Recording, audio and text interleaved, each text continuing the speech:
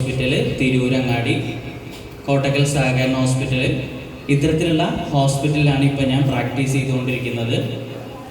ഞാൻ ഇവിടെ ഒരു ഹാഫ് ആൻ അവർ അല്ലെങ്കിൽ ഒരു 20 മിനിറ്റ്സ് ഞാൻ നിങ്ങൾക്ക് കുറച്ച് കാര്യങ്ങളൊക്കെ പറഞ്ഞു തരാൻ വേണ്ടിയിട്ടാണ് ഇവിടെ നിൽക്കുന്നത്. ഓക്കെ, അപ്പോൾ അത്രയും സമയം നിങ്ങൾ എന്നെ അത്രയും ശ്രദ്ധിച്ച് ഇരുന്നാൽ ഉറപ്പായിട്ടും നിങ്ങൾക്ക് ഇതുകൊണ്ട് 100% ഉപകാരം ഉണ്ടാവും. ഉപകാരം ഉണ്ടായിട്ടില്ലെങ്കിൽ നിങ്ങൾക്ക് എന്ത് ചെയ്യാം, എൻ്റെ അടുത്ത് ഡയറക്റ്റായിട്ട് ചോദിക്കാം, നിങ്ങൾ പറഞ്ഞതല്ലേ എനിക്കതുകൊണ്ടൊരു ഉപകാരം ഉണ്ടായിട്ടില്ലല്ലോ എന്ന്. ഓക്കെ ആണോ? അപ്പം ഞാൻ അത്രയും കോൺഫിഡൻസിൽ ഞാൻ നിങ്ങളോട് പറയുമ്പോൾ നിങ്ങളത് എന്ത് ചെയ്യണം, കേൾക്കാൻ അത്രക്കും അറ്റൻറ്റീവായിട്ട് വേണം ഇരിക്കാൻ. ഞാൻ പറയുന്നത് മനസ്സിലാവുന്നുണ്ടോ? സംസാരിക്കരുത്. ഓക്കെ ഓക്കെ, അപ്പോൾ തുടങ്ങാം. ഞാൻ നേരത്തെ പറഞ്ഞു സൈക്കോളജിസ്റ്റാണ്. ഒത്തിരി ആളുകൾ, ഒത്തിരി കുട്ടികൾ നമ്മുടെ അടുത്തേക്ക് വരുന്നുണ്ട്. അതേപോലെ പല രീതിയിലുള്ള പല പ്രായത്തിലുള്ളവരും പല പ്രശ്നങ്ങൾ കൊണ്ടും നമ്മുടെ അടുത്തേക്ക് വരുന്നുണ്ട്. സൈക്കോളജിസ്റ്റ് എന്ന് പറഞ്ഞാൽ മനസ്സിലായല്ലോ അല്ലേ? മാനസികപരമായിട്ടുള്ള, മനഃശാസ്ത്രപരമായിട്ടുള്ള ഇഷ്യൂസുമായിട്ടാണ് നമ്മുടെ അടുത്തേക്ക് ഓരോരുത്തരും വരുന്നത്. കൂടുതലും വരുന്നത് കുട്ടികളാണെന്ന് വിചാരിക്കാം. കുട്ടികൾക്ക് ആ പ്രോബ്ലങ്ങളൊക്കെ ഉണ്ടാവാനുള്ള കാരണങ്ങൾ എവിടെ നിന്നാണ് എന്നുള്ളതാണ് നമ്മൾ തുടങ്ങുന്നത്. ഓക്കെ, കുട്ടികളെ വളർത്തുമ്പോൾ എന്തൊക്കെയാണ് നിങ്ങൾ ശ്രദ്ധിക്കേണ്ടത് എന്നുള്ളതാണ് പറയുന്നത്. അപ്പോൾ അതുകൊണ്ട് നിങ്ങൾക്ക് ഒരുപാട് ഉപകാരം ഉണ്ടാവും. ഞാൻ പറയുന്ന പോയിന്റ്സുകൾ നിങ്ങളുടെ മനസ്സിൻ്റെ ഉള്ളിൽ നിൽക്കണം. ഇതിന് ശേഷം ഞാൻ ക്വസ്റ്റ്യൻ ചോദിക്കുവേ, അപ്പോൾ അതിനുള്ള ഉത്തരം എനിക്ക് പറഞ്ഞു തരണം. ഓക്കെ, അപ്പോൾ ഞാൻ പറയാൻ പോകുന്ന വളരെ സിമ്പിളായിട്ടുള്ള കാര്യങ്ങളാണ്. കുട്ടികൾ നമ്മുടേത് തന്നെയാണ്, എങ്കിലും ഒരു കാര്യം മനസ്സിൻ്റെ ഉള്ളിലേക്ക് കൊണ്ടുവരണം. ഈ കുട്ടികളാണ് ഭാവി തലമുറ. അപ്പം നമ്മൾ അവരെ വളർത്തുമ്പോൾ എന്തെങ്കിലും ഒരു പ്രശ്നം നമ്മുടെ ഭാഗത്ത് നിന്ന് ഉണ്ടായിക്കഴിഞ്ഞാൽ നമ്മുടെ തലമുറയെയാണ്, അടുത്ത തലമുറയെയാണ് നമ്മൾ നശിപ്പിച്ച് കളയുന്നത്. ഭാവിയിലുള്ള ഡോക്ടർമാരും എൻജിനീയറും ടീച്ചറും ഒക്കെയാണ് ഇപ്പോൾ നമ്മുടെ വീട്ടിലുള്ള കുട്ടികൾ. അപ്പോൾ അവരെ വളർത്തുമ്പോൾ എന്തൊക്കെ കാര്യങ്ങളാണ് നമ്മൾ ചെയ്യേണ്ടത് എന്നതിനെക്കുറിച്ചും അവരോട് എന്തൊക്കെ ചെയ്യരുത് എന്നതിനെക്കുറിച്ചൊക്കെയാണ് പറയുന്നത്. ഒരു 8ാം ക്ലാസ്സിൽ പഠിക്കുന്ന ഒരു ആൺകുട്ടി വന്നിട്ടുണ്ടായിരുന്നു ബോധം കെട്ടിട്ട് കാഷ്വാലിറ്റിയിൽ. അപ്പോൾ കാഷ്വാലിറ്റിയുടെ ഡോക്ടറിനാണ് അത് വരിക. ആ കാഷ്വാലിറ്റിയുടെ ഡോക്ടറിന് വന്നപ്പോൾ ആൾക്ക് ഓർഗാനിക്കായിട്ട് വേറെ ഇഷ്യൂസ് ഒന്നുമില്ല. അപ്പോൾ ഒരു PR ഒരു പയ്യൻ വന്നിട്ട് പറഞ്ഞു, ഇത് സംഭവം ആളെന്തോ ഉപയോഗിച്ചിട്ടുണ്ട്, ഡ്രഗ്സ് ആണ് ഉപയോഗിച്ചിരിക്കുന്നതെന്ന് പറഞ്ഞു. അങ്ങനെ എൻ്റെ അടുത്തേക്ക് നേരെ റെഫറൻസ് വന്നു. ഞാൻ അവരുടെ പാരൻസിനെ വിളിച്ച് കാര്യങ്ങൾ ഡീറ്റെയിൽ ആയിട്ട് പറഞ്ഞു. ഇതൊരു വലിയൊരു ഇഷ്യൂ ആണ്ട സംഭവമാണ്. ഉറപ്പായിട്ടും ഇതിന് നമുക്ക് പ്രോപ്പറായിട്ടുള്ള കൗൺസിലിങ്ങുകളും തെറാപ്പികളും അതിൻ്റെ അടുത്ത അനന്തര കാര്യങ്ങളും നിങ്ങൾ നേരിടേണ്ടി വരും. അപ്പോൾ അതുകൊണ്ട് എത്രയും പെട്ടെന്ന് നമുക്കിത് പ്രോപ്പർ ട്രീറ്റ്മെൻറ്റിലൂടെ പോകണം എന്നൊക്കെ പറഞ്ഞ് മനസ്സിലാക്കി. 8ാം ക്ലാസ്സിൽ പഠിക്കുന്ന ഒരു ആൺകുട്ടിയുടെ കാര്യമാണ് ഞാൻ പറയുന്നത്. പിന്നെ വേറെ നമ്മളൊക്കെ ന്യൂസിലൊക്കെ കണ്ടു, 8ാം ക്ലാസ്സിൽ പഠിക്കുന്ന ഒരു പെൺകുട്ടി അല്ലേ, ഡ്രഗ്സ് ബാഗിൽ വെച്ചു, പിടിച്ചു, പോലീസ് പിടിച്ചു, അത് വലിയ ഇഷ്യൂ ആയി. അങ്ങനെ വലിയ വലിയ പ്രോബ്ലങ്ങളിലേക്ക്, ചൈൽഡ് ലൈനിലേക്കൊക്കെ പോകേണ്ട രീതിയിലേക്കൊക്കെ വരുന്നു. ഒക്കെ നമ്മുടെ വീട്ടിലോ നമ്മുടെ തൊട്ടടുത്ത വീട്ടിലോ ഒക്കെയാണ് ഇതൊക്കെ കേട്ടുകൊണ്ടിരിക്കുന്നത്. അതേപോലെ തന്നെ ഈ പ്രായത്തിൽ അഫെയറുകളിലേക്ക് പോവുക. എങ്ങനെയാണ് അങ്ങനെ പോകുന്നത്? കൂടുതലായും നമ്മുടെ വീട്ടിൽ അവർ പറയുന്ന കാര്യങ്ങൾ നമ്മൾ കേൾക്കാൻ നിൽക്കുന്നില്ലെങ്കിൽ അവർക്ക് കേൾക്കാൻ താല്പര്യമുള്ളവർ അല്ലെങ്കിൽ അവർക്ക് കേൾക്കാൻ ഇഷ്ടമുള്ളവർ പറയുന്നത് കേട്ടുപോകും. അപ്പം അതുകൊണ്ട് നമ്മൾ വളരെയധികം ശ്രദ്ധിക്കേണ്ട ഒരു കാര്യം കൂടിയാണ് അതെല്ലാം. അവരെ പറഞ്ഞത് നമ്മൾ കേൾക്കാൻ കുറച്ച് സമയമെങ്കിലും നമ്മൾ കണ്ടെത്തുക. അങ്ങനെ കണ്ടെത്തുമ്പോൾ എന്ത് സംഭവിക്കും? അവർക്ക് വേറെയുള്ളൊരു തോട്ട്സിലേക്കും വേറെയുള്ളൊരു ചിന്തയിലേക്കും പോകാതെ എല്ലാ കാര്യങ്ങളും നമ്മളോട് തന്നെ ഷെയർ ചെയ്യാനുള്ളൊരു ടെൻഡൻസി ഉണ്ടാവും. അപ്പോൾ ഞാൻ പറഞ്ഞു തുടങ്ങിക്കോട്ടെ. 10 കാര്യങ്ങളെക്കുറിച്ചാണ് ഞാൻ പറയുന്നത്. 1ാമത്തെ കാര്യം, കുട്ടികളെ പരസ്യമായിട്ട് ശാസിക്കാനും ശിക്ഷിക്കാനും പാടില്ല. ഞാൻ പറഞ്ഞ പോയിന്റ് നിങ്ങൾക്ക് എതിർപ്പുണ്ടാവും അല്ലേ? ഒരു കുട്ടി, ഒരു എക്സാമ്പിൾ പറയാണ്, അടുത്ത വീട്ടിൽ കളിക്കാൻ പോയി, 6 മണിക്ക് വരണമെന്നാണ് ഉമ്മ പറഞ്ഞേക്കുന്നത്. അവിടെ പോയി നോക്കുമ്പോൾ 6:30 ആയിട്ട് കുട്ടി വന്നില്ല. ഒരു ചൂരലും എടുത്താൽ ഒരു വടി എടുത്തിട്ട് പോയിട്ട് 4 എണ്ണം അവരുടെ മുമ്പിൽ വെച്ച് തല്ലി ആ കുട്ടീനെ വലത്തെ കൈയും പിടിച്ച് വലിച്ചുകൊണ്ട് ഇങ്ങോട്ട് പോകുന്നുണ്ടെങ്കിൽ എന്ത് സംഭവിക്കുന്നറിയോ? ആ കുട്ടിക്ക് ആളുകളെ അവരെ കാണുമ്പോൾ ഉറപ്പായിട്ടും ഭയങ്കരമായിട്ട് ഒരു ഇറിറ്റേഷനും അവരെ ഫേസ് ചെയ്യാനുള്ള ബുദ്ധിമുട്ടും ഒക്കെ ഉണ്ടാവും. ആദ്യം അവരെ, പിന്നെ ആരെ കണ്ടാലും അങ്ങനെ ഒരു തോട്ട്സിലേക്ക് ആ കുട്ടികളുടെ ആറ്റിറ്റ്യൂഡ് മാറും. സോഷ്യൽ ഫോബിയ, സോഷ്യൽ ആൻസൈറ്റി പോലെയുള്ള ഒരു പ്രോബ്ലത്തിലേക്കും വളർച്ച വരെ മുരടിച്ചു പോകാൻ പാകത്തിനുള്ള ഒരു ചെറിയൊരു കാര്യം നമ്മൾ ചെയ്തുള്ളെങ്കിലും ആ കുട്ടിക്ക് ഭാവിയിൽ ഉണ്ടാകുന്നത് വലിയൊരു ബുദ്ധിമുട്ടാണ്. നമ്മൾ അവിടെ നിന്ന് എന്ത് ചെയ്യണം? അപ്പോൾ അവിടെ പോയിട്ട് അവിടെ ഉള്ളവരോട് സംസാരിച്ചിട്ട് അന്ന് ഞങ്ങൾ ഇഷ്ടമായില്ലേ പോവാണെന്ന് പറഞ്ഞിട്ട് ആ കുട്ടിയെ വിളിച്ച് വീട്ടിൽ കൊണ്ടുവന്ന് നല്ല 2 അടി കൊടുക്കുക. എന്നിട്ട് പറയുക, നീ ഞാൻ പറഞ്ഞത് കേൾക്കാത്തത് കൊണ്ടാണ് നിന്നെ തല്ലിയത്, എനിക്ക് നിന്നെ ഒരുപാട് ഇഷ്ടമാണ്. അല്ലെങ്കിൽ ഫസ്റ്റ് തന്നെ അവിടുന്ന് തല്ലി വലിച്ചുകൊണ്ട് വന്നിട്ട് എന്ത് സംഭവിക്കും? അമ്മയ്ക്ക് എന്നെ ഇഷ്ടമല്ല എന്നുള്ളൊരു തോട്ട്സാണ് ആ കുട്ടിയുടെ മനസ്സിൻ്റെ ഉള്ളിലേക്ക് വരുന്നത്. ഞാൻ പറഞ്ഞ ഫസ്റ്റ് പോയിന്റ് മനസ്സിലായില്ലേ? രണ്ടാമത്തെ കാര്യം വളരെ ഇമ്പോർട്ടൻ്റ് ആയിട്ടുള്ളൊരു സംഭവമാണ്. കുട്ടികളോട് ഒച്ച വെച്ച് സംസാരിക്കരുത്. ഷൗട്ട് ചെയ്ത് സംസാരിക്കുമ്പോൾ അവരെന്ത് ചെയ്യും? അത് കാർബൺ കോപ്പി പോലെ കോപ്പി ചെയ്തെടുത്ത് കഴിഞ്ഞാൽ എന്ത് സംഭവിക്കുന്നറിയോ? അവർക്ക് സ്കൂളിലാകുമ്പോൾ ടീച്ചർ എന്തെങ്കിലും പറയുമ്പോൾ തിരിച്ചും അതേപോലെ തന്നെ പറയാനുള്ളൊരു ടെൻഡൻസി ഉണ്ടാവും. അല്ലെങ്കിൽ മുതിർന്നവർ സംസാരിക്കുമ്പോഴും ഇങ്ങോട്ട് പറയുമ്പോൾ 4 എണ്ണം തിരിച്ചു പറയാനുള്ളൊരു ടെൻഡൻസി ഉണ്ടാവും. ഇത് എവിടെ നിന്നാണ് കിട്ടുന്നത്? വീട്ടിൽ നിന്ന്. അപ്പം നമ്മൾ എന്ത് ചെയ്യണം? ഒച്ച വെച്ച് സംസാരിക്കണം, ഷൗട്ട് ചെയ്ത് സംസാരിക്കണം, ചീത്ത പറയുന്നതൊക്കെ ഇൻ ഫ്രണ്ട് ഓഫ് സ്റ്റുഡൻറ്റ്, കുട്ടികൾ ഉറപ്പായിട്ടും നമ്മൾ ഒഴിവാക്കണം. 2 കാര്യങ്ങളാണ് ഞാൻ പറഞ്ഞ്. അടുത്ത കാര്യം, കുട്ടികളുടെ മുമ്പിൽ വെച്ചൊരിക്കലും കള്ളം പറയാതിരിക്കുക, അല്ലേ? നുണ പറയാതിരിക്കുക. നുണ പറയുമ്പോൾ എന്താ സംഭവിക്കുക അറിയോ? നേരത്തെ പറഞ്ഞ അതേ സംഭവം തന്നെ. ഒരു എക്സാമ്പിൾ പറയുകയാണെങ്കിൽ, അപ്പോൾ ആ കുട്ടീൻ്റെ അടുത്ത് കുട്ടീനെയും കൂട്ടി കല്യാണത്തിന് പോയി എന്ന് വിചാരിക്കുക. അടുത്ത ദിവസം ടീച്ചറിന് എഴുതി കൊടുക്കുകയാണ്, പനി തലവേദനയും ആയതുകൊണ്ട് ക്ലാസ്സിലെത്താൻ പറ്റിയില്ല എന്ന് പറഞ്ഞിട്ട് ലീവ് ലെറ്റർ എഴുതി കൊടുക്കുമ്പോൾ ആ ലീവ് ലെറ്റർ കാണുമ്പോൾ കുട്ടിക്ക് മനസ്സിലാവും, ഇല്ല ഞാൻ ഇന്നലെ കല്യാണത്തിന് പോയത് കൊണ്ടാണല്ലോ പോകാതിരുന്നത്. അപ്പോൾ ടീച്ചർ ഇത് കൊടുത്താൽ മതി എന്നുള്ളൊരു ചിന്ത വരുമ്പോൾ നുണയൊക്കെ പറയാം. ചെറിയ നുണ പറയുന്നതിൽ കുഴപ്പമില്ല എന്നുള്ളൊരു തോട്ട്സ് ആ കുട്ടിയുടെ മനസ്സിൻ്റെ ഉള്ളിലേക്ക് കയറും. അത് വളരെ വളരെ അപകടമാണ്. വേറൊരു എക്സാമ്പിൾ പറയുകയാണെങ്കിൽ, രസകരമായിട്ടുള്ളൊരു എക്സാമ്പിൾ പറയുകയാണെങ്കിൽ, ഒരു പിരിവുകാർ വരികയാണ്. അപ്പോൾ അച്ഛനുള്ളിലുണ്ട്, അച്ഛൻ ഇവിടെ ഇല്ല എന്ന് പറഞ്ഞേക്കൂന്ന് കുട്ടീനോട് പറയുമ്പോൾ എന്ത് സംഭവിക്കുന്ന അറിയോ? കുട്ടി ഡോറ് തുറന്നിട്ട് അച്ഛൻ ഇവിടെ ഇല്ല എന്ന് പറയുന്നത് കേൾക്കുമ്പോൾ തന്നെ എന്ത് മനസ്സിലാവും അവർക്ക്? അവിടെ ഉണ്ട്, നിങ്ങൾ ചോദിച്ചിട്ടില്ലല്ലോ അച്ഛൻ ഇവിടെ ഉണ്ടോ എന്നുള്ളത്. അപ്പോൾ അച്ഛനില്ല എന്ന് പറയുന്നത് കേൾക്കുമ്പോൾ തന്നെ അപ്പോഴും ഈ കുട്ടിയുടെ മനസ്സിൻ്റെ ഉള്ളിലൊരു തോട്ട്സ് വരുന്നത് എന്താണ്? കൊച്ചു കള്ളങ്ങളൊക്കെ പറയാൻ ഒരു കുഴപ്പമില്ല എന്ന്. അങ്ങനെ ഒരു സംഭവം, വലിയൊരു സംഭവം ഉണ്ടായി. ഒരു പെൺകുട്ടി, ഒരു കുട്ടിയെ എൻ്റെ അടുത്തേക്ക് കൊണ്ടുവന്നു. ആ കുട്ടിയെ കൊണ്ടുവന്നതിന് ശേഷം ആ കുട്ടിയുടെ ഒരു പ്രശ്നമുണ്ട്, കെപ്റ്റോമാനിയ എന്ന് പറഞ്ഞൊരു അസുഖമുണ്ട് ആ കുട്ടിക്ക്. അസുഖമല്ല, അതൊരവസ്ഥ. ആ ഒരു പ്രോബ്ലം ആ കുട്ടി നേരിട്ടുകൊണ്ടിരിക്കുന്നുണ്ട്. പൈസ എടുക്കുക, അടിച്ചു മാറ്റുക, മറ്റെന്തെങ്കിലുമൊക്കെ സാധനങ്ങൾ വാങ്ങുക, ബാക്കിയുള്ളവർക്ക് കൊടുക്കുക, അങ്ങനത്തെ ഒരു പ്രശ്നത്തിനെയാണ് നമ്മൾ ഈ കെപ്റ്റോമാനിയ പറയുന്നത്. ഇതിൽ ഒരു പ്രശ്നം പറഞ്ഞാൽ കൺവിൻസ് ചെയ്ത് അവർ നുണ പറയും ഈ കുട്ടികൾ. അങ്ങനെ നുണ പറഞ്ഞാൽ എന്താണ്? അച്ഛന് ഒരു ഓപ്പറേഷൻ ആയിരുന്നു, അതുകൊണ്ട് എനിക്ക് ഇതൊന്നും പരീക്ഷയ്ക്ക് മാർക്ക് കിട്ടിയപ്പോൾ ആ കുട്ടിക്ക് എന്ത് സംഭവിച്ചു? ആ കുട്ടിക്ക് മാർക്കില്ല. അതാണ് അവിടെ നുണ പറയാനുള്ള കാരണം.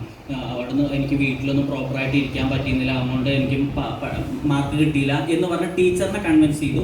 ഒരു ദിവസം ഇതേപോലെ ഒരു പാരൻസ് മീറ്റിങ്ങിന് ആ കുട്ടികൾ അച്ഛനും അമ്മയും വന്നപ്പോൾ ആ അച്ഛനോട് ചോദിച്ചു, എന്താ ഇപ്പോൾ കുഴപ്പമൊന്നുമില്ലല്ലോ എന്ന് ആ ടീച്ചർ ചോദിച്ചപ്പോൾ പറഞ്ഞ ഉത്തരമാണ്, എനിക്ക് അങ്ങനത്തെ ഒരു കുഴപ്പമുണ്ടായിരുന്നില്ലല്ലോ. ഈ കുട്ടി അത്രയും കൺവിൻസ് ആയിട്ട് നുണ പറയാനും പഠിച്ചു. ഇപ്പം ഇത്തരത്തിലുള്ള കാര്യങ്ങളൊക്കെ നിങ്ങൾ കാണുമ്പോൾ ഉറപ്പായിട്ടും നിങ്ങൾ എന്ത് ചെയ്യേണ്ടതെന്നറിയോ? അതൊക്കെ കുറച്ച് കഴിയുമ്പോൾ നേരായിക്കോളും എന്ന് വിചാരിച്ച് ഒരിക്കലും വിട്ട് കളയരുത്. ഉറപ്പായിട്ടും ഒരു സൈക്കോളജിസ്റ്റിൻ്റെ സേവനം നിങ്ങൾ തേടിയിരിക്കണം. അപ്പോൾ കുട്ടിയുടെ മുമ്പിൽ വെച്ച് നുണ പറഞ്ഞാൽ അവരത് കാണാതെ പഠിക്കും, അവരത് പ്രാക്ടീസ് ചെയ്യും. അത് പിന്നെ നിങ്ങൾക്ക് ഇത് മാത്രമല്ല വലിയ നെഗറ്റീവ് കാര്യങ്ങളിലേക്ക് അവരുടെ ഇമോഷൻസിനെയും അല്ലെങ്കിൽ ബിഹേവിയറിനെയും ഒക്കെ കൊണ്ടുപോകാനുള്ളൊരു ചാൻസും കൂടിയാണ് ഈ നുണ പറയുന്നത്. അതേപോലെ തന്നെ കമ്പയർ ചെയ്യുക. അടുത്ത പോയിന്റാണ് പറഞ്ഞത്, കമ്പയർ ചെയ്യാൻ പാടില്ല. ഇപ്പം ആ കുട്ടിക്ക് വരുന്നു, ഒരു 8 മാർക്ക് മാത്സിന് കിട്ടിയിട്ടാണ് വന്നേക്കുന്നത്, അപ്പുറത്തെ കുട്ടിക്ക് ഫുൾ മാർക്ക് ഉണ്ട്. അപ്പോൾ എന്താ സംഭവിക്കുക? നമ്മൾ ഉറപ്പായിട്ടും പറയാം, അപ്പുറത്തെ വീട്ടിലത്തെ കുട്ടിക്ക് ഫുൾ മാർക്ക് ഉണ്ടല്ലോ, നിനക്ക് മാത്രം എന്താ കിട്ടാത്തത് എന്നൊക്കെ ചോദിച്ചിട്ട് നമ്മൾ എന്ത് ചെയ്യും? കമ്പയർ ചെയ്ത് സംസാരിക്കും.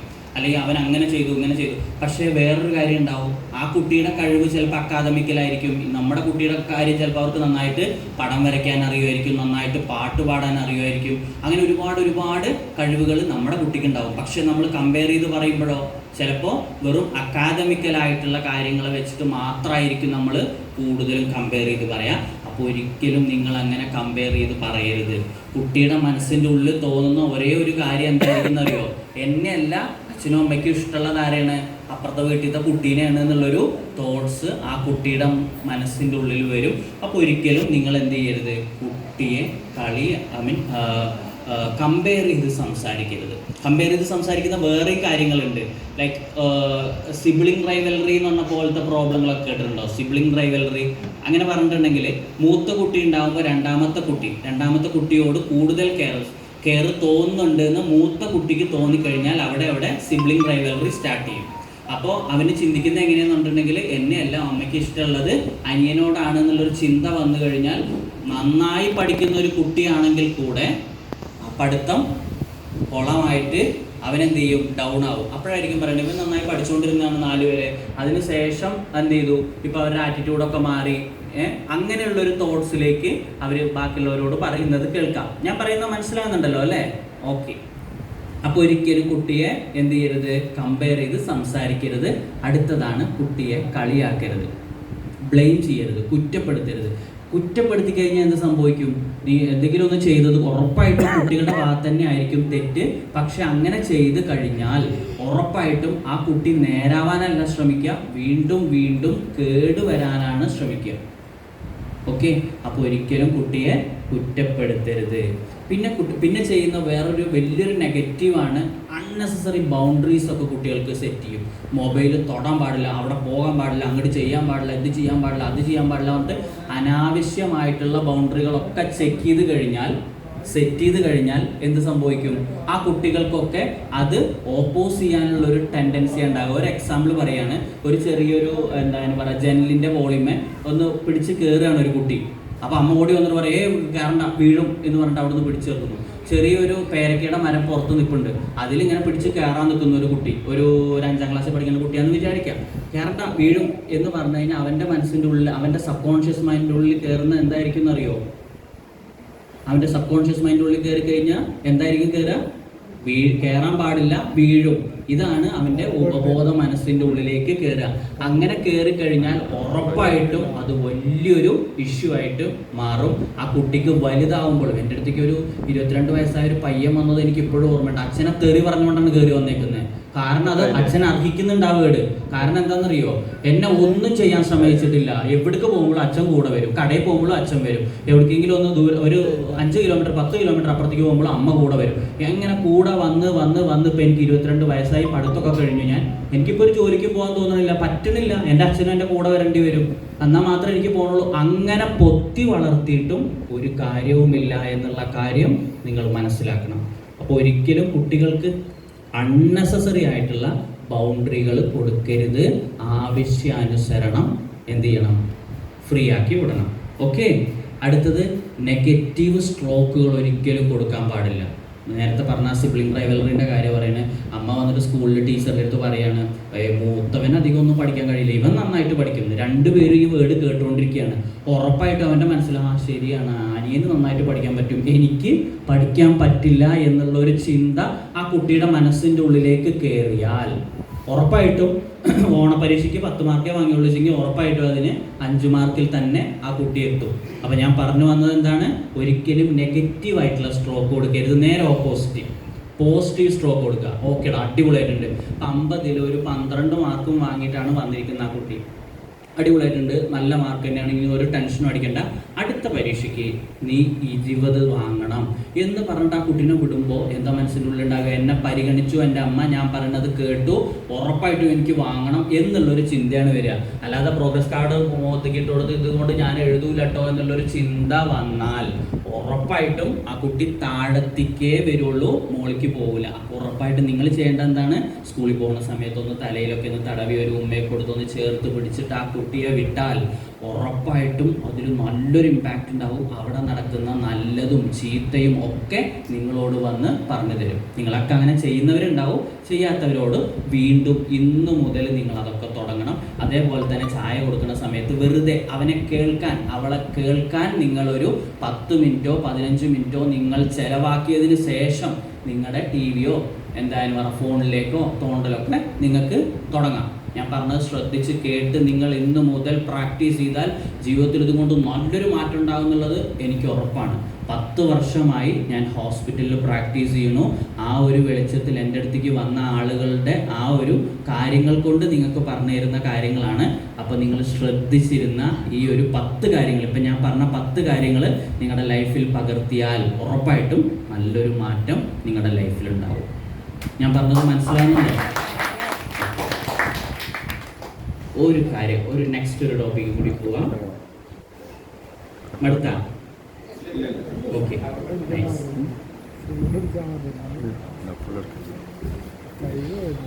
ഇനി നിങ്ങൾ കുട്ടികൾക്ക് പറഞ്ഞു കൊടുക്കേണ്ട കുറച്ച് കാര്യങ്ങളാണ് ഞാൻ പറഞ്ഞിരുന്നത്. എങ്ങനെയാണ് ഒരു ഗോൾ സെറ്റ് ചെയ്യുക എന്നുള്ളതാണ് പറയുന്നത്. ഗോൾ എന്ന് പറഞ്ഞു കഴിഞ്ഞാൽ ഒരാഗ്രഹം. കുട്ടികളോട് ചെന്നിട്ട് ചോദിക്കുകയാണ്, ഇന്ന് എന്നെ വീട്ടിൽ പോയിട്ട് ചോദിക്കുകയാണ്, നിങ്ങൾ ചോദിച്ചിട്ടുണ്ടാവും, എന്നാലും എൻ്റെ രീതിയിൽ പറയുകയാണ്, ഇന്ന് എന്നെ കുട്ടികളോട് ചോദിക്കുക, നിനക്ക് എന്താണ് ആകാൻ ആഗ്രഹം എന്ന് ചോദിച്ചിട്ട് ആ ഉത്തരം ആ കുട്ടിയിൽ നിന്ന് പറഞ്ഞ് കേട്ടാൽ അതിന് വേണ്ടിയിട്ടുള്ള കാര്യങ്ങളെക്കുറിച്ചാണ് ഞാനിപ്പോൾ പറയാൻ പോണത്. വെറും 5 പോയിന്റുകൾ മാത്രമേ ഉള്ളൂ. ഇത് ഉറപ്പായിട്ടും നിങ്ങൾ ചെയ്താൽ ലൈഫിൽ നല്ലൊരു മാറ്റം ഉണ്ടാവും. ഉറപ്പായിട്ടും നിങ്ങൾക്ക് ഇതുകൊണ്ട് ഉപകാരം ഉണ്ടാവും. അപ്പം ഞാൻ പറഞ്ഞോട്ടെ, 5 കാര്യങ്ങൾ പറഞ്ഞോട്ടെ. ഇത് കഴിഞ്ഞ് ഞാൻ ക്വസ്റ്റ്യൻ ചോദിക്കും. അത് മാത്രം പറയുമ്പോൾ നിങ്ങളുടെ മുഖം ഡൗൺ ആയല്ലോ. ഓക്കെ, അപ്പം നമ്മുടെ ഗോൾ സെറ്റ് ചെയ്യാനുള്ള ഒന്നാമത്തെ കാര്യം നേരത്തെ ഞാൻ പറഞ്ഞത് തന്നെയാണ്, ഉറപ്പിക്കുക. എന്താണോ വേണ്ടത് അതങ്ങോട്ട് ഉറപ്പിക്കുക. ഒരു ടീച്ചറാണ് പറഞ്ഞു കഴിഞ്ഞാൽ ടീച്ചർ ആവുക എന്നുള്ളത് അവിടെ ഉറപ്പിക്കുക. അതേപോലെ ഡോക്ടർ ആണെന്നുണ്ടെങ്കിൽ ആ ഡോക്ടർ ആവുക എന്നുള്ള കാര്യം അങ്ങോട്ട് ഉറപ്പിക്കുക. അതാണ് ഒന്നാമത്തെ കാര്യം. അത് കൺഫേം ആക്കുക. രണ്ടാമത്തത്, അതിനു വേണ്ടി സ്റ്റെപ്പ് ബൈ സ്റ്റെപ്പ് ആയിട്ട് പ്ലാനിങ് ഉണ്ടാക്കുക. ഒരു ടീച്ചർ ആവുകയാണെന്നാണ് ആ കുട്ടി പറഞ്ഞെങ്കിൽ ആ കുട്ടി ഇപ്പോൾ 8ാം ക്ലാസ്സിലാണ് പഠിക്കണമെങ്കിൽ ആ കുട്ടികളോട് പറഞ്ഞു കൊടുക്കുക, നല്ല മാർക്ക്, നല്ലോണം നീ പഠിക്കണം, 10ാം ക്ലാസ്സിൽ ഫുൾ A+ വാങ്ങി ജയിക്കണം. അപ്പോൾ എന്ത് സംഭവിക്കും? നിനക്ക് ഇഷ്ടപ്പെട്ട നല്ല സ്കൂളിൽ തന്നെ അഡ്മിഷൻ കിട്ടും. അങ്ങനെ അഡ്മിഷൻ കിട്ടിയ അവിടുന്ന് +2 നല്ല മാർക്കിൽ നിനക്ക് ഫുൾ A+ലൂടെ ജയിച്ചാൽ മാത്രമേ എന്ത് സംഭവിക്കുള്ളൂ? ഡിഗ്രിക്ക് അഡ്മിഷൻ കിട്ടുള്ളൂ. നല്ല ഗവൺമെൻറ് കോളേജിൽ തന്നെ അഡ്മിഷൻ കിട്ടിയാൽ എൻ്റെ കയ്യിലുള്ള പൈസയൊന്നും ചിലവാകില്ല, ഈസി ആയിട്ട് നിനക്ക് ഡിഗ്രി കംപ്ലീറ്റ് ചെയ്യാം. പിന്നെ നമ്മൾ എന്ത് ചെയ്യണം? ഡിഗ്രി കംപ്ലീറ്റ് ചെയ്തതിന് ശേഷം PGക്ക് പോവാം. PGക്ക് പോയി കഴിഞ്ഞാൽ അടിച്ചു പൊളിച്ച് പഠിക്കാം. അവിടെയുള്ള ഒരുപാട് നല്ല കാര്യങ്ങളൊക്കെ എക്സ്പ്ലോർ ചെയ്യാണ്ട് അതൊക്കെ നിങ്ങൾക്ക് ആസ്വദിക്കാം. PG പഠിക്കാം. അതിനുശേഷം B.Ed എടുക്കാം, ടീച്ചർ ആവാം. അപ്പോൾ ഒരു ടീച്ചറായി. ഇതാണ് സ്റ്റെപ്പ് ബൈ സ്റ്റെപ്പ് ആയിട്ടുള്ള പ്ലാനിങ്. ഇതിപ്പോൾ തന്നെ ഒരു 8ാം ക്ലാസ്സിൽ പഠിക്കുന്ന കുട്ടിക്ക് നമ്മൾ എന്ത് ചെയ്യണം? പ്ലാനിങ് ആയിട്ട് പറഞ്ഞു കൊടുത്ത് അതിന് പ്രോപ്പറായിട്ടുള്ള എന്ത് വേണം?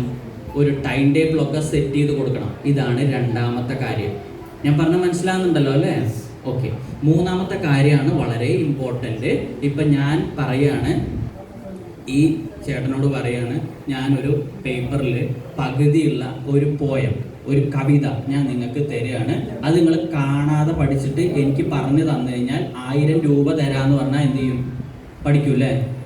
ഉറപ്പായിട്ടും അത് പഠിച്ചിട്ട് എനിക്ക് പറഞ്ഞു തരും. കാരണം എന്താണ്? 1000 രൂപ കിട്ടാൻ വേണ്ടിയിട്ട്. ഇതേ സംഭവമാണ് നമ്മൾ കുട്ടികളോട് ചെയ്യാൻ പോണത്. നമ്മൾ അവരുടെ ഒരു ഡയറി എടുക്കുന്നു. ആ ഡയറിയിൽ ബാക്ക് പേജിൽ നമ്മൾ ചെയ്യാൻ പോണതാണ് ആയാൽ കിട്ടാൻ പോകുന്ന കാര്യങ്ങൾ എഴുതുക.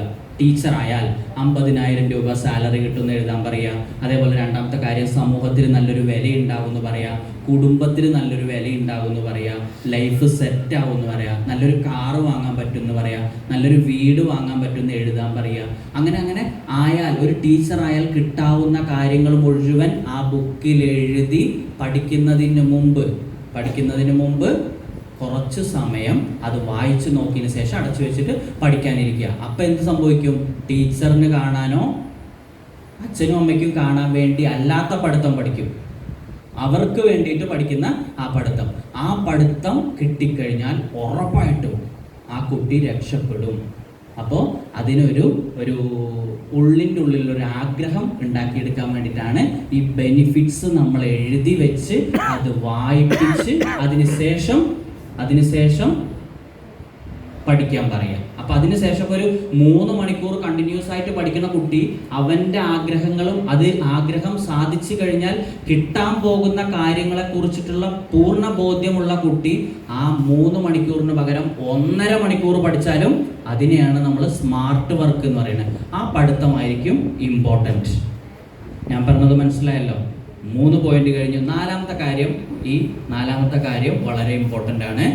എല്ലാവരോടും അത് പറഞ്ഞ് നടക്കുക. ഇപ്പോൾ ഒരു കുട്ടി പറയും ഒരു ടീച്ചറാവുക, പിന്നെ ബാക്കിയോട് ചോദിക്കുമ്പോൾ അവർ പറയാതിരിക്കുക, അങ്ങനെയൊന്നുമല്ല. ആരോട് ചോദിച്ചാലും ആര് പറഞ്ഞാലും എനിക്ക് ഇന്നതാവണം എന്ന് തുറന്ന് പറയാനുള്ളൊരു ഗട്സ് അല്ലെങ്കിൽ ഒരു എബിലിറ്റി ആ കുട്ടിക്ക് ഉണ്ടാക്കിയെടുക്കണം. ആ കുട്ടി പറയണം. എല്ലാവരോടും പറയുമ്പോൾ നമ്മളെ സബ് കോൺഷ്യസ് മൈൻഡ് ഓട്ടോമാറ്റിക്കായിട്ട് അത് കേൾക്കുകയും എനിക്കതായേ പറ്റുള്ളൂ എന്നുള്ളൊരു ചിന്ത ആ കുട്ടിയുടെ മനസ്സിൻ്റെ ഉള്ളിൽ വരികയും ചെയ്യും. അതുകൊണ്ട് വളരെ വളരെ ഇമ്പാക്റ്റ് ആ ഒരു കുട്ടിക്ക് ഉണ്ടാവും. ഞാൻ പറഞ്ഞ 4ാമത്തെ പോയിന്റ് മനസ്സിലായല്ലോ അല്ലേ?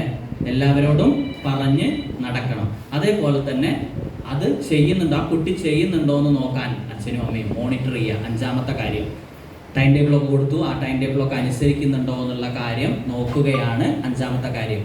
ഈ 5 കാര്യം ഞാൻ പറഞ്ഞോളൂ. 1ാമത്തത് ഫസ്റ്റ് എനിക്ക് അവൻ എന്താണോ ആവേണ്ടത് അത് ഉറപ്പിക്കുക. 2ാമത്തത് സ്റ്റെപ്പ് ബൈ സ്റ്റെപ്പ് ആയിട്ട് പ്ലാനിങ് ഉണ്ടാക്കുക. 3ാമത്തത് ആ ബെനിഫിറ്റ്സ് ഒക്കെ ആയാൽ കിട്ടാൻ പോകുന്ന കാര്യങ്ങൾ ബെനിഫിറ്റ്സ് ഒക്കെ എഴുതി വെച്ചിട്ട് അത് വായിച്ചതിന് ശേഷം പഠിക്കാനിരിക്കുക.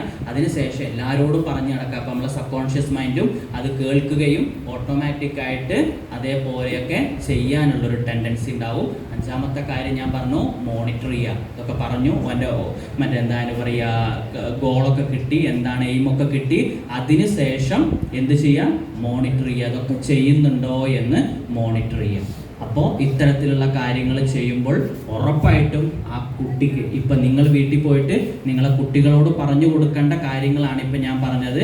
അത് നിങ്ങൾ ചെയ്താൽ ഉറപ്പായിട്ടും നല്ലൊരു മാറ്റം കുട്ടികളിലുണ്ടാവും. ഓക്കെ അല്ലേ? മനസ്സിലാകുന്നുണ്ടോ? ഓക്കെ ആണോ? ബോറടിച്ചോ? ഇല്ല? ഓക്കെ. അപ്പം ഞാൻ ഇങ്ങനെ അടുത്ത ടോപ്പിക്കിലേക്ക് പോകാം. നമ്മളെ പേടിനെ എങ്ങനെ മാറ്റിയെടുക്കാം. എന്താ പറയണേ? പേടി. ശ്രദ്ധിക്കുന്നുണ്ടല്ലോ അല്ലേ? ഉറക്കം വന്നാ? ഇല്ല? ഓക്കെ.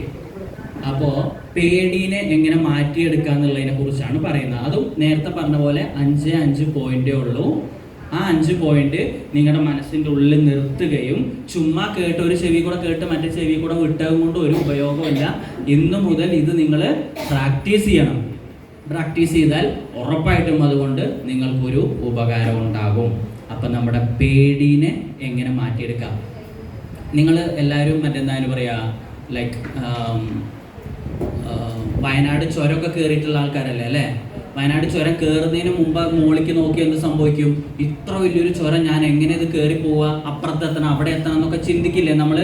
അതാണ് നമ്മൾ അകാരണമായിട്ട് അതിൻ്റെ അടുത്തെത്തുമ്പോഴോ കയറി പോകുമ്പോഴോ ഇത്രയോ ഒരു സിമ്പിൾ ആയിട്ടുള്ള ഒരു കാര്യത്തെ ആയിരുന്നോ ഞാൻ ദൂരെ നിന്ന് പേടിച്ചിരുന്നത് എന്നുള്ള ഒരു ചിന്ത വരും. ശരിയല്ലേ ഞാൻ പറഞ്ഞത്? ഓക്കെ.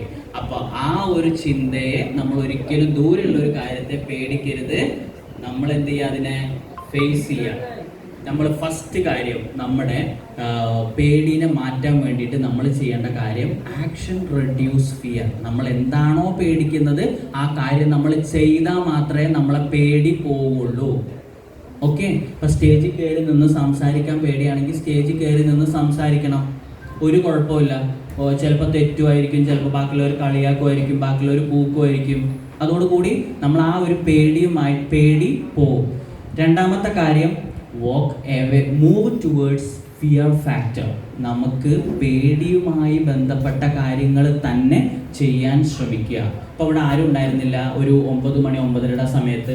ആ സമയത്ത് എന്ത് ചെയ്യുക? പേടി, നല്ല സ്റ്റേജിനോട് പേടിയുള്ള ഒരാളാണ് ഇവിടെ കയറി വരിക, ഇതൊക്കെ ഒന്ന് അറേഞ്ച് ചെയ്തിടുക, ഇവിടുന്ന് അങ്ങോട്ട് നോക്കുക. അതേപോലെ തന്നെ ഒക്കെ ഇവിടെ നിന്ന് സംസാരിക്കുന്നതായിട്ട് മനസ്സുകൊണ്ട് സങ്കല്പിക്കുക. വീട്ടിൽ ഫുള്ളായിട്ട് കാണുന്ന കണ്ണാടിയുടെ മുന്നിൽ നിന്നിട്ട് സംസാരിച്ചൊന്ന് പ്രാക്ടീസ് ചെയ്യുക. അങ്ങനെയൊക്കെ ചെയ്യുമ്പോൾ പേടിയുമായി ബന്ധപ്പെട്ട കാര്യങ്ങൾ നമ്മൾ ചെയ്യുമ്പോൾ എന്ത് സംഭവിക്കും?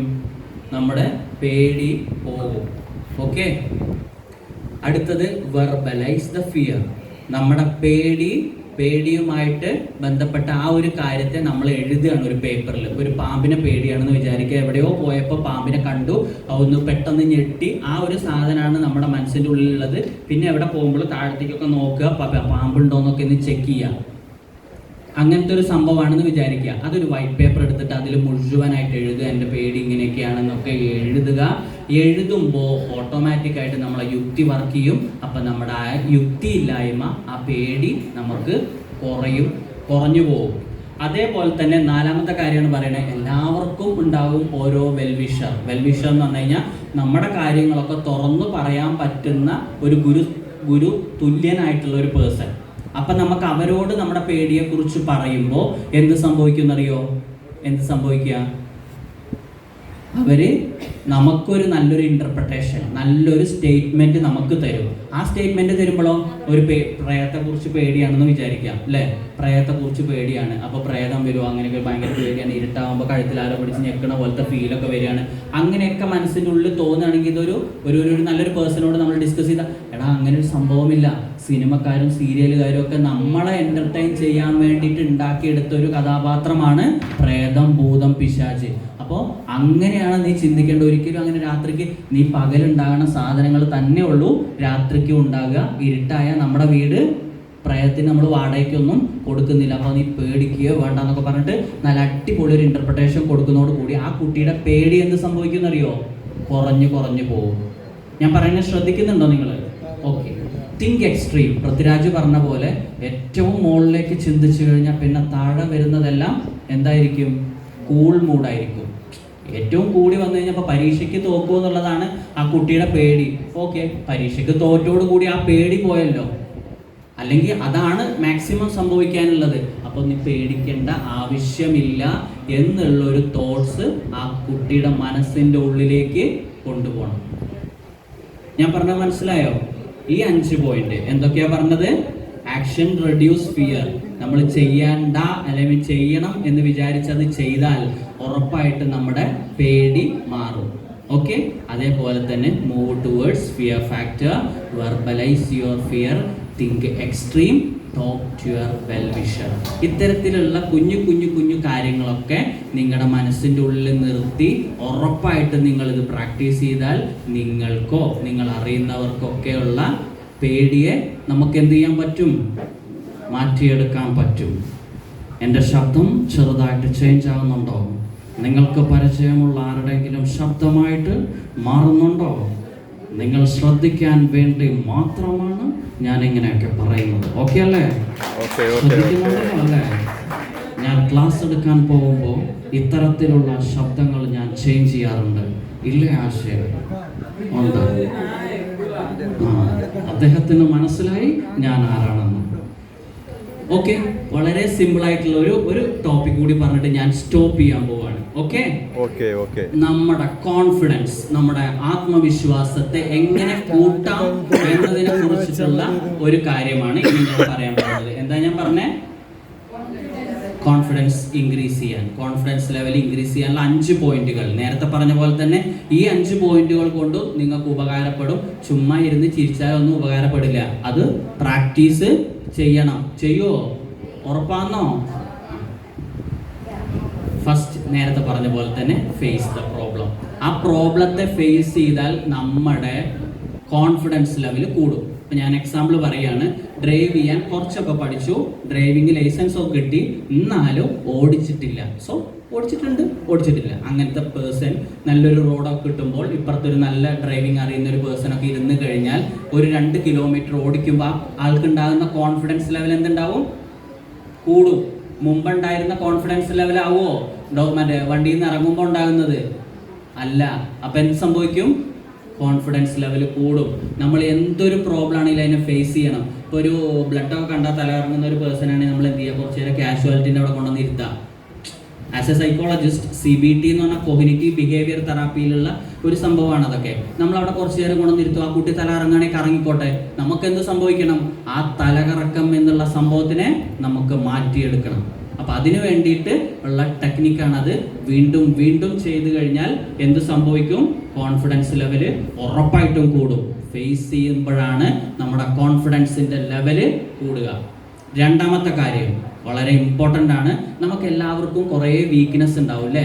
നെഗറ്റീവ് ഇമോഷൻസിനെയാണ് വീക്ക്നെസ് എന്ന് പറയുന്നത്. നമ്മൾ കുറേ നെഗറ്റീവ് ഇമോഷൻസ് ഉണ്ടാവും. ദേഷ്യം വരിക, വാശി കാണിക്കുക, അതേപോലെ തന്നെ കുറേ നെഗറ്റീവ് ഇമോഷൻസ് ഉണ്ടാവും. രാവിലെ എണീക്കാൻ മടി, നിസ്കരിക്കാൻ മടി, അങ്ങനെ കുറേ കാര്യങ്ങൾ നെഗറ്റീവ് ഇമോഷൻസ് ഉണ്ടെങ്കിൽ ഒരു വൈറ്റ് പേപ്പർ എടുത്തിട്ട്, ഇപ്പം ഞാൻ പറഞ്ഞ ശ്രദ്ധിച്ചോ, ഉറപ്പായിട്ടും നിങ്ങൾക്ക് അതുകൊണ്ട് ഉപകാരം ഉണ്ടാവും. ആ വൈറ്റ് പേപ്പർ എടുത്തിട്ട് ഈ നെഗറ്റീവ് ഇമോഷൻസിനെയൊക്കെ ഒരു പേപ്പറിലേക്ക് എഴുതുക. എഴുതിയതിന് ശേഷം നിങ്ങൾ എന്ത് ചെയ്യണം? വായിച്ചു നോക്കുക, ഇത്രയും എനിക്ക് നെഗറ്റീവ് ഇമോഷൻസ് ഉണ്ട്. അതിനെ 1 by 1 ആയിട്ട് നമ്മൾ എന്ത് ചെയ്യണം? വെട്ടി കളയണം. വെട്ടി എങ്ങനെ കളയും? എങ്ങനെ കളയുക? ഓരോന്നും മാറ്റിയെടുത്ത് ഓവർകം ചെയ്യുക.